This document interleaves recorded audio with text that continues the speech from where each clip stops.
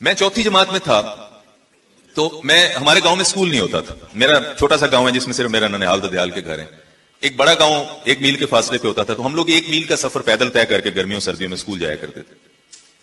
ایک دفعہ ٹیچر نے کہا کہ ہر بچہ اسکول کا اسٹوڈنٹ جو ہے وہ ظہر کی نماز پڑھے گا اور میں بھی وہاں ہوں گا اور میں حاضری لگاؤں گا, جو پڑھتا ہے نہیں پڑھتا ہے اس کو سزا ملے گی. اب میرے خیال میں کوئی تیسری یا چوتھی یا دوسری جماعت میں تھا. تو میاں عباس علی ایک بڑے نیک بزرگ تھے اس گاؤں کے, ہمارے بڑے فیملی فرینڈ تھے. وہ فیملی بڑی نیک اور بڑے بزرگ اس فیملی میں پیدا ہوئے. درویش they are migrated from Sargodha. تو میاں عباس علی کوئی 90 سال کی عمر تھی, ایسے کمر جھکی ہوئی. تو وہ جب ہم لوگ نماز پڑھتے تھے, ہم سجدے میں جاتے تھے, تو میاں عباس علی کو بچوں کو سجدہ کرتے ہوئے دیکھ کے شاید پیار آتا تھا. تو وہ اوپر سے آ کر ہمیں ایسے کندھے دباتے تھے اور ہم پیٹھ پہ ایسے ہمیں ہاتھ رکھتے تھے. ہم یہ سمجھتے تھے کہ وہ ہمیں مارتے ہیں. وہ جس طرح ان کو غصہ آتا ہے ہم پہ, شاید سارٹ آف ٹارچر کے وہ آ کے اپنے ہاتھ اس طرح رکھتے ہیں. تو ایک دفعہ ان سے بڑا ڈرتے تھے ہم لوگ. ایک دفعہ مجھے انہوں نے کہا کہ نماز کے بعد نا سب لوگ چلے جائیں تو آپ نے بیٹھ جانا ہے. اچھا, میں شدید ڈر گیا. میں نے کہا مجھ سے کچھ غلط ہو گیا اور میاں عباس علی صاحب کو بات بڑی ناگوار گزری ہے, تو اب آج میری خیر نہیں ہے, یہ میرے بابا کو شکایت لگائیں گے, میرے گھر تک بات جائے گی. جب سب چلے گئے مسجد میں اور میاں عباس علی رہ گئے. انہوں نے مجھے ساتھ بٹھایا, پیار کیا. انہوں نے کہا تم میرے بھائی کے بیٹے ہو, میرے بچے ہو, بہت پیارے ہو.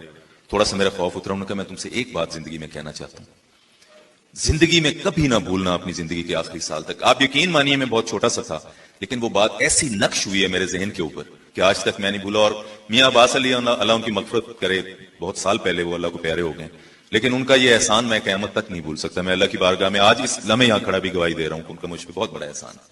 انہوں نے کہا جب زندگی میں کوئی شخص تمہیں کوئی بات کہے نا جو تمہیں بری لگے اور تمہیں اس پہ اشتعال آئے, تو اس کا جواب اس دن نہ دینا, اگلے دن دینا اس کو جواب. اس دن چپ ہو جانا. اچھا, بات نہیں مجھے سمجھ آئی, میں بہت چھوٹا تھا, دوسری تیسری کا اسٹوڈنٹ تھا, لیکن بات میرے ذہن میں رہ گئی. جب میں تھوڑا شعور کی منزلوں میں پہنچا, مجھے بات ساتھ ساتھ میرے چلتی رہی, مجھے یاد رہی. آج بھی جس طرح یاد ہے اس وقت اسی طرح, کبھی نہیں زندگی میں بھولا. آج بھی جس طرح یاد ہے اس وقت اسی طرح, کبھی نہیں زندگی میں بھولا. میں نے جب اس کا ایکسرسائز کرنا شروع کیا, میں آپ سب سے آج یہ بات کہتا ہوں, آپ زندگی میں مجھے دعائیں دیں گے اگر یہ کر کے دیکھیں گے.